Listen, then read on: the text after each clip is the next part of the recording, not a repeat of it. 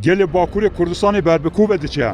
Rojhilata navîn di qonaqeke pevçûnên mezin ra derbas dibe. Kurd di navenda vê pevçûnê de ne. Tişta ku li Bakurê Kurdistanê qewmî di demekî wiha hestiyar de ji bo Kurdan trajedî ye. Di vê demê de divê Kurd bibin yek û piştgiriya hev bikin. Li Bakurê Kurdistanê girseyeke bi rêxistinkirî heye.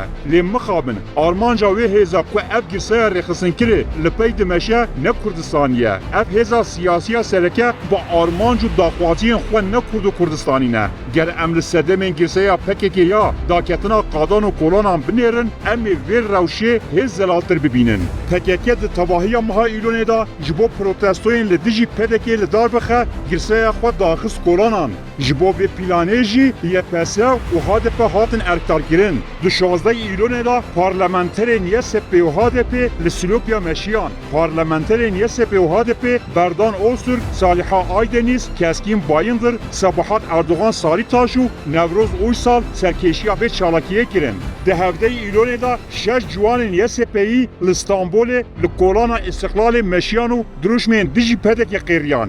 Di 18 îlonê de li İzmirê parlamentera YSP Gulistan Qiliç Koçî li dijî PKK heya ku qiriqa xwe çirandî duruşum de qêriya.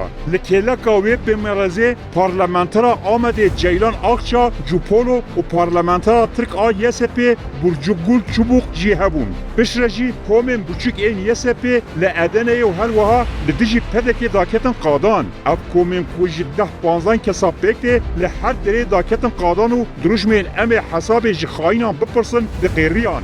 Devletê mudaxeleyî van nekir. Ev hewlên YSP û HDP ne tenê bêwate bûn. Di heman dem xayînîtî, hîle û bêbextî lê dipûrî.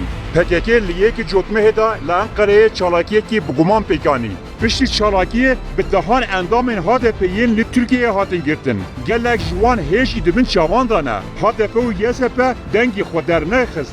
Parlamenterên ku dijî PKK daketin qadan dûvê xwe êxizin nav rihanê xwe û xwedker kirin. Piştî êrêşa Enqereyê dewleta Tirk bi êrêşên hewayî li 150 bingehan girêng ên wekî bendab, santralên elektrîkê û birên neftê xist. Niha li Rojava parêzgeha Cizîrê av û kehreb hatiye qutkirin. Gel di rewşekê pir bêserûber de ye.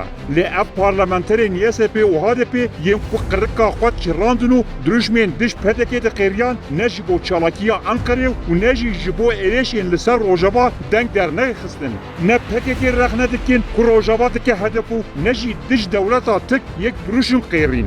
Mînak Berdan Öztürk çawa ku ber bi Silopyayê ve dimeşe dikare biçe Nusêybînê li hember Qamişloyê û bêje em êrêşa li ser Rojava şermizar dikin. Lê rêka wan kirêgirtiyan ne ew e. Gulistan xanim ew qas li dijî PKK di qêriya û xwe didiran. Dê fermo ji bo Rojava biqêrin.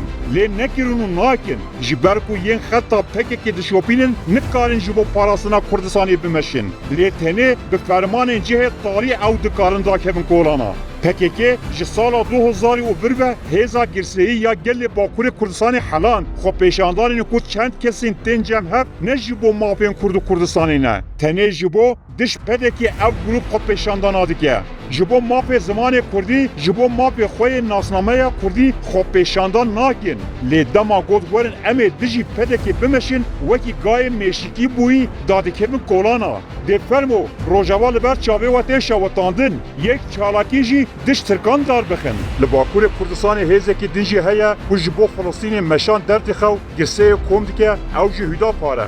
Lê ji bo terora dewletê ya li ser Kurdan yek gotin jî nake. Hüdapar di derbarê Kurdistan de ker rûlal e. Lê ji bo Filistînê li Amedê û Batmanê bi hezaran girset daxist kolana. Li Wanê jî bi wesayîtan xwepêşandan kirin. Lê dema Kurd dimirin, Kurdistan kabil dibe, Hüdapar nahêle yek kes jî derkeve kolanan. Ev jî trajediya Kurdên Bakur e. Gelê Bakurê Kurdistanê ji bo her kesî tê bikaranîn. Lê ji bo nirx û pêşeroja xwe tiştekî nakin.